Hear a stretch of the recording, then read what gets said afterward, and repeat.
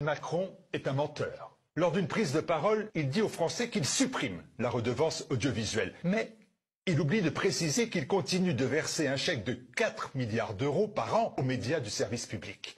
4 milliards que nous payons avec nos impôts issus dorénavant de la TVA. On veut donc nous faire travailler 2 ans de plus parce qu'il manque des milliards dans nos caisses de retraite, mais des milliards partent en fumée pour financer les copains et les coquins de l'audiovisuel public. Les coquins, ce sont ceux qui dilapident notre argent. Ils se versent des salaires énormes, engagent des projets fous comme la plateforme vidéo Salto, vouée dès sa naissance à l'échec. Un désastre, un fiasco de 170 millions d'euros de pertes nettes et aucune sanction, notamment à l'égard de la présidente de France Télévisions, Delphine Ernotte. Les copains, ce sont ceux qui profitent de notre argent. Comment expliquer que le service public a donné de l'argent pour plus de la moitié des productions de Bernard-Henri Lévy, des centaines de milliers d'euros déversés en pure perte pour lui, mais aussi pour les documentaires de son épouse, mais aussi pour ceux de son principal associé? Comment expliquer cet abus de copinage de la part